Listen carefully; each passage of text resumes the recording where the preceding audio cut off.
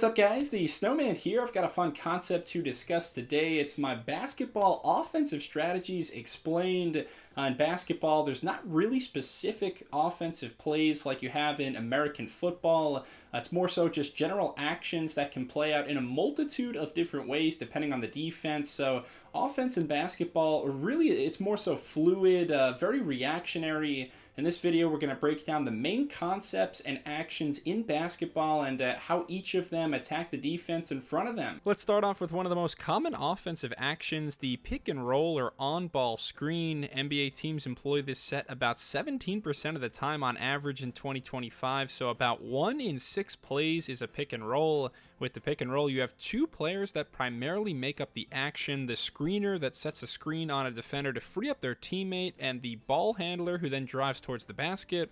The ball handler can take advantage of their defender getting screened by driving and trying to score themselves.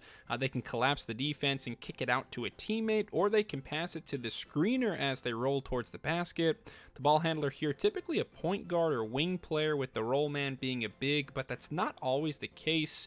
You could see guard-on-guard pick and rolls or two big men involved. One variation of the pick and roll is the pick and pop. This is where instead of rolling towards the basket, the screen man actually flares out and finds space so that the ball handler can pass it back to them as they draw multiple defenders. This frees up the screener to take a spot-up jump shot. So those are on-ball screen actions. There's also plenty of different off-ball screen plays in basketball. With off-ball screens, the screening takes place away from the ball, so you have your ball handler and then one or more teammates setting a screen to try and free up another teammate.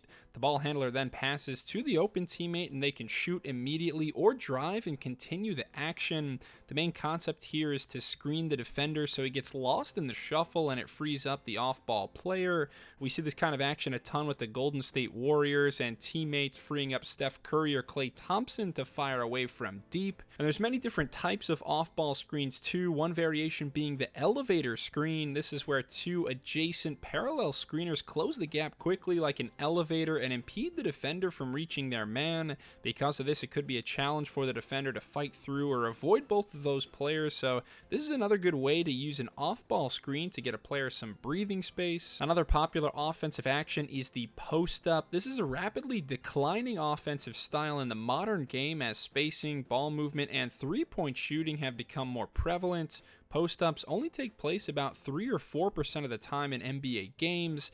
Most of the time, post-ups are performed by big men. They seal their defender off in the low post to receive a pass, establish a base, shield off the defender, and then use a variety of footwork and finishing moves to score around the basket. Players can also pass out of the post-up if they're able to draw a double team or suck in the defense. We also have the isolation play, or the ISO, where the best one-on-one scorers take their man on and the rest of the offense spreads out to provide as much spacing as possible. Most of the time you'll see ISOs that are 5 out, where the other 4 players are all outside of the three-point arc, or at least 4 out, 1 in, so only one player down low. The isolation offense allows a single player to use their skills and break down a defender without much help from their teammates. Typically, you'll only see this kind of offense from the highest skilled players in the league, players with elite dribbling and shooting abilities. Not all the time, though, do ISOs produce a shot attempt for the isolator. Sometimes the ball handler may drive to the hoop and draw a double team.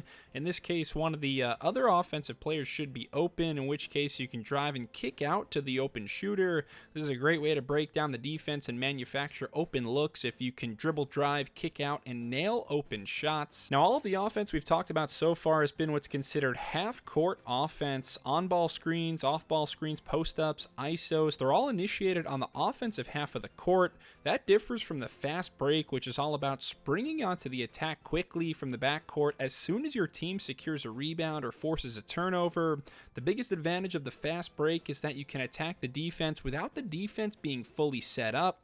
So maybe there's a steal or some live ball turnover. If the offensive players all sprint into the front court, there's a greater chance of having a numbers advantage and either getting a wide open layup or a potential three-point shot. Either way, the fast break works best with teams that are athletic, agile, and fast. Think Dwayne Wade and LeBron James's Miami Heat teams in the 2010s. Last thing I want to mention is the 5-out offense, which is a concept where all 5 offensive players are positioned outside the three-point arc, creating spacing and opportunities for drives, shots, and cuts. This is pretty much how modern basketball looks. Almost every player can dribble and shoot from range, so the more you can spread the floor, the better off you'll be.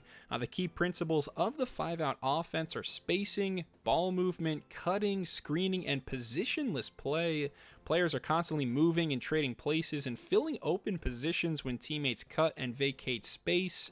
It does require a certain level of versatility with your offensive personnel, but if you can pull it off, the 5-out offense is a lethal combo of spacing and team play. Thanks a lot for watching my basketball offensive strategies explained video. If you have any questions, please leave a comment. Let me know what you found helpful or enjoyed about the video. And if you want more sports coverage and weekly videos, please subscribe to the Snowman Sports Media for more.